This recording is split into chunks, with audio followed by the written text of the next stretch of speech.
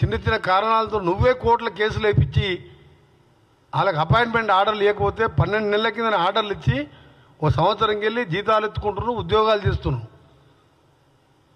ఏమైనా అంటే అన్ని మేమే రెడీ చేసి పెట్టినావు, అన్నీ రెడీ చేసి పెడితే నీకు ఆర్డర్ ఇస్తానికే నీకు టైం లేదా? నీకు అప్పుడు అన్నీ సాల్వ్ చేసుకుంటూ ముందుకు పోతుంటే ఈ ప్రభుత్వాన్ని నిన్న ఆయన మాట్లాడుతూ గ్రాఫ్ తగ్గిందంట.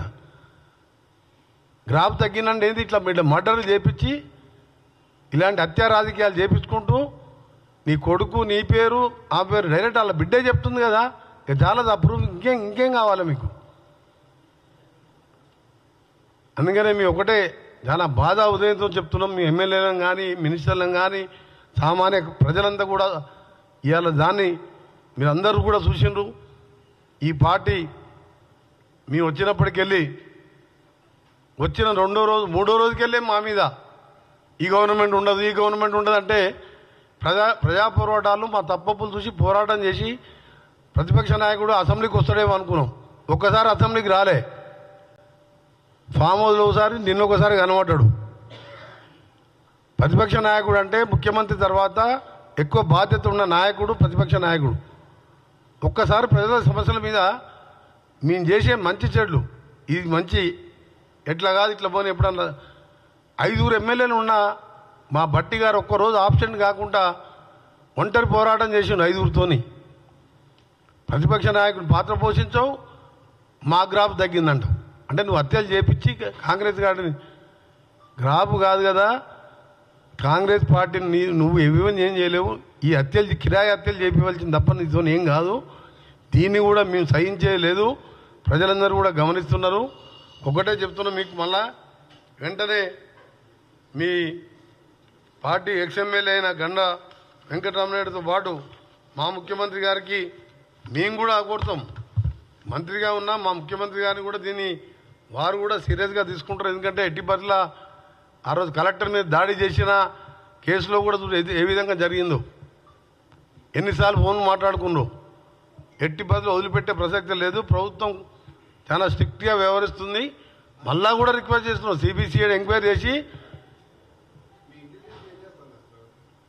ఇంటెలిజెన్స్ అంటే కిరాయి హత్యలతోని ఈ ఉదయం పార్టీ ఆఫీసులో పార్టీ మీటింగ్ పెట్టి సంవత్సరం అంట ఆయన సిల్వర్ జూబ్లీ సెలబ్రేషను సంవత్సరం చేసుకుంటాడంట.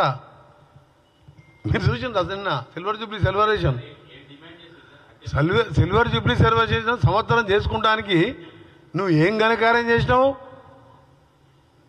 దోసుకున్నావు కాళేశ్వరం పేరు మీద, దళిత ముఖ్యమంత్రి పేరు మీద మోసం చేసినావు, దళితుల్ని డబుల్ బెడ్రూమ్ మీద మోసం చేసినావు, ఒక ఉద్యోగం ఇవ్వలేదు.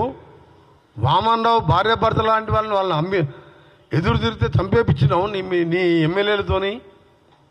ఇవాళ నీ ఎక్స్ఎమ్మెల్యేలతో ఇవాళ మళ్ళా ఈరోజు రాజలింగమూర్తిని పుట్టన పెట్టుకున్నావు.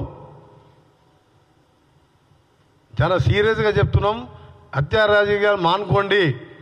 రాజకీయాల్లో హింసకు తావులేదు. మీరు ఇంకా ఏదో ఎలక్షన్లు వచ్చేసినట్టు ఆయన ముఖ్యమంత్రి అయినట్టే ఫీల్ అవుతావు. ఇంకా 4 ఏళ్ళు ఉన్నాయి. నువ్వు 6 నెలల తర్వాత ఓడిపోయిన తర్వాత 6 నెలలు ఫామ్ హౌస్లో పండుకొని పార్లమెంట్ ఎన్నికల్లో మొత్తం తిరిగినావు కదా, ఊరూరు తిరిగినావు కదా. మరి ఎందుకు 16 సీట్లలో గుండు 0 వచ్చింది నీకు? నీ గజ్వేల్లో కూడా మైనస్ వచ్చింది కదా, నీ కొడుకున్న సిరిసిల్ల కూడా 6,000 మైనస్ వచ్చింది కదా, సిద్దిపేటలో కూడా ఆడికాడికే వచ్చినాయి ఓట్లు ఈక్వల్గా. ఎంక్వైరీ చేయాలి. సిబిసిఐడి ఎంక్వైరీతో పాటు 24 అవర్స్లోనే క్లియర్గా నిందితులని వాళ్ళ భార్యనే అందరి ప్రజల ముందర వేలాది మంది సమక్షంలో చెప్పింది కాబట్టి ఇమీడియట్గా అరెస్ట్ చేయాలనే మా డిమాండ్తో పాటు కేసీఆర్కి చెప్తున్నాం, నువ్వు చరిత్ర ఈనుగా మిగిలిపోతావు. ఆ రోజు దొంగ దీక్షలు చేసి తెలంగాణ నువ్వు తెచ్చుకున్నట్టు దళిత ముఖ్యమంత్రి అని చెప్పి లక్షలు దోసుకున్నావు. ఇవాళ అమాయకులైన దోపిడి ఎదిరించి కోర్టులో కొడుతున్న వాళ్ళని మర్డర్ చేపిస్తున్నావు. దీనికి తప్పకుండా దేవుడు ఉన్నాడు, పైన ప్రజలు ఉన్నారు. ఇలాంటి మానుకోమని చెప్పి మీ స్వచ్ఛందంగా మీ ఎక్స్ఎమ్మెల్యేని సరెండర్ కమ్మని, దాంతోపాటు మా ముఖ్యమంత్రి గారిని కూడా కలుస్తాం.